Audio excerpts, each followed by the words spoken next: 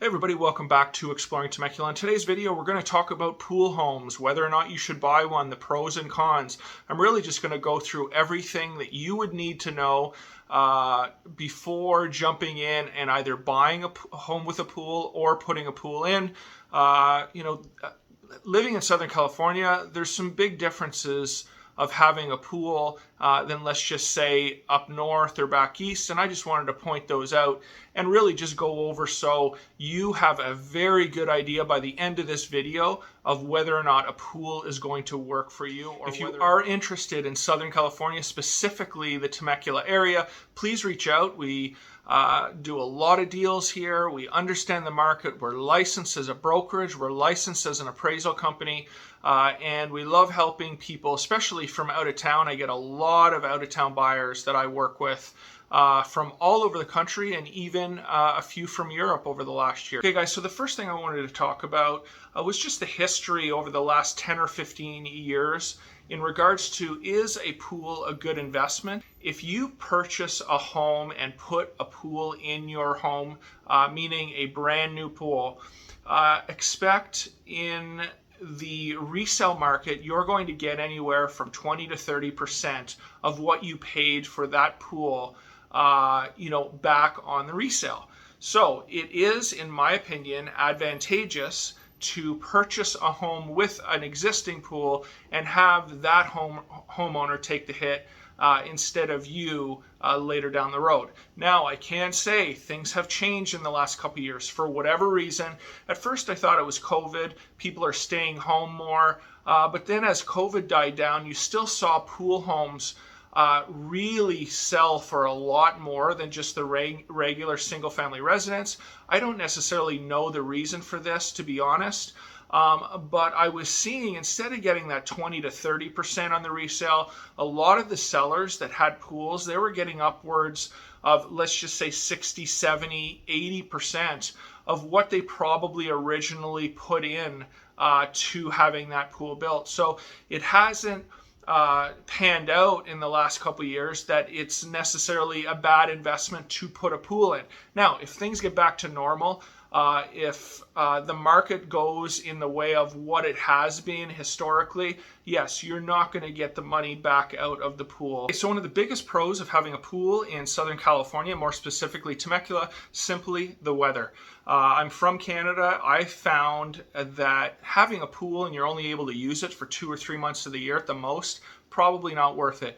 The thing with Temecula is you're starting to get really nice weather. April, May, June, July, August, September.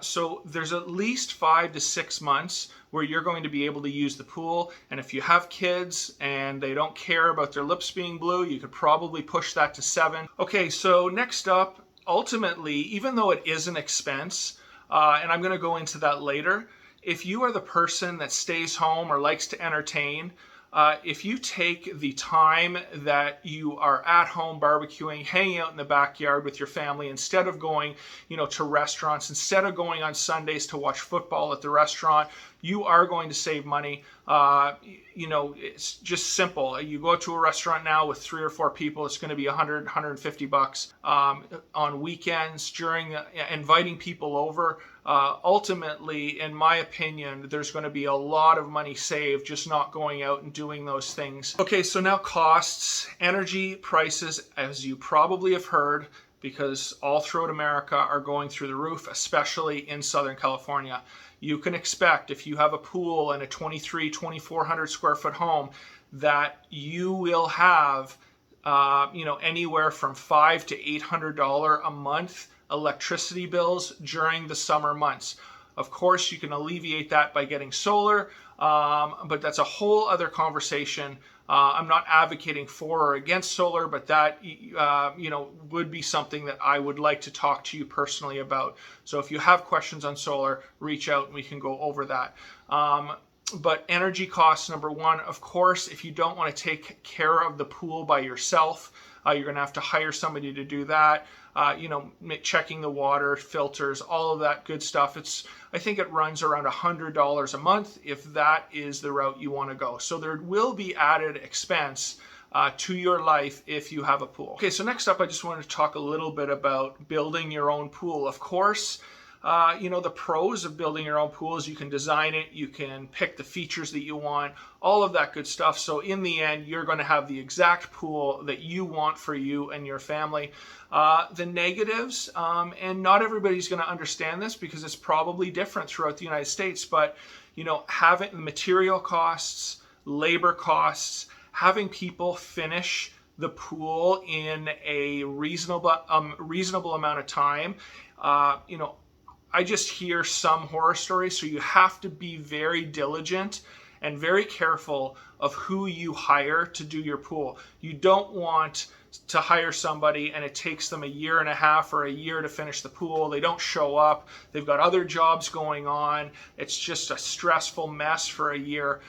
So make sure you do your research on the person that you want to build your pool. Of course, material costs have gone up, labor costs. So that same pool that you put in, 10 years ago for 50 or 60,000 is probably going to be 80 to 100,000 now. Okay, so next up, just thinking in the future, down the road, what happens if you find out that this home is not the home for you.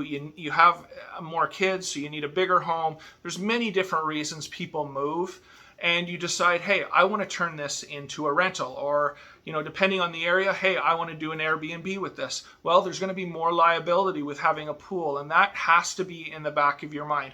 I'm not saying it is a deal breaker, but for me personally, the least amount of liability, especially in California, the better off I'm going to sleep at night. So keep that in mind, that if you do have a pool and if you do decide to rent it out in the future, make sure that you are okay with the possible liability that comes along with renting long-term or even short-term with a pool home. Okay, guys, so there are my thoughts on pools. I tried to pick things that maybe you wouldn't think of when buying an existing or putting a pool in brand new. Overall, do I think, or would I want a pool in Temecula? Absolutely, because I am one of those people that would rather watch the football in my backyard. I'd rather have friends over.